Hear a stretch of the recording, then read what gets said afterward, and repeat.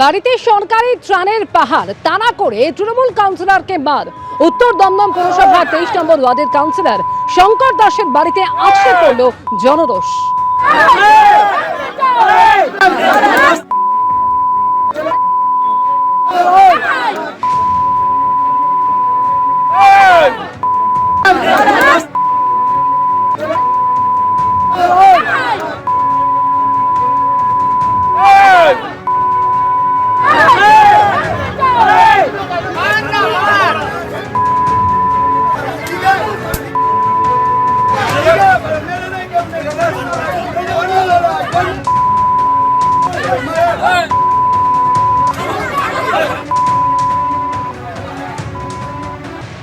গতকাল নিউ আলিপুর থানায় অভিযোগ দায়ের হয় স্বরূপ বিশ্বাসের বিরুদ্ধে মহিলার সঙ্গে অশালীন আচরণ, তোলাবাজি, অস্ত্র আইন এমনকি খুনের চেষ্টার ধারাতেও মামলা রুজু হয়। স্বরূপ বিশ্বাসকে আজকে আদালতে তোলা হলে 18 জুন পর্যন্ত পুলিশ হেফাজতের নির্দেশ দিয়েছে আদালত। ঠিক কি হলো আদালতে সে সম্পর্কে আরো বিস্তারিত জানবো, ঝিলম করঞ্জাই আমাদের জানাবেন। ঝিলম,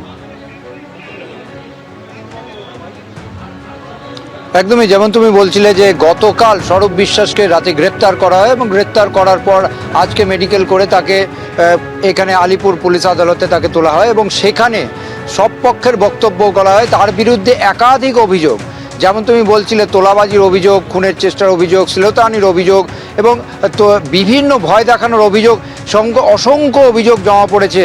তার মধ্যে সব পক্ষের বক্তব্য দেওয়া হয় এবং যেটা বলা হয় অভিযোগকারীদের পক্ষ থেকে যে এই যে অভিযোগগুলো বহুদিন ধরে স্বরূপ বিশ্বাস এগুলো করে আসছেন এবং যারাই যখন সাহায্য চাইতে গেছেন তাদেরকে বিভিন্ন সময় নিগ্রহ করা হয়েছে, কারোর ক্ষেত্রে শ্লীলতাহানি করা হয়েছে, কারোর ক্ষেত্রে টাকা আদায় করা হয়েছে, এই সমস্ত বিষয় নিয়ে অভিযোগ করা হয় এবং স্বরূপ বিশ্বাসের পক্ষ থেকেও আইনজীবী বক্তব্য রাখেন। দুপক্ষের বক্তব্য শোনা হয়। প্রথমে যে জাজমেন্ট সেটাকে রিজার্ভ করে রাখা হয়, পরবর্তীকালে জানানো হয় যে 18 জুন অবধি পুলিশ কাস্টাডি দেওয়া হয়েছে এবং সেই যে তাকে যে নির্দেশ, সেই নির্দেশ দেওয়ার পর আমরা দেখলাম যে এখন থেকে প্রায় 1 ঘন্টা আগে তাকে যে কোর্ট আলিপুর পুলিশ কোর্টের যে লক আপ সেখান থেকে তাকে নিয়ে যাওয়া হয়। তাকে যখন নিয়ে যাওয়া হচ্ছে তখনই এখানে চোর চোর স্লোগান দেওয়া হয়, সেটাও শোনা যায়।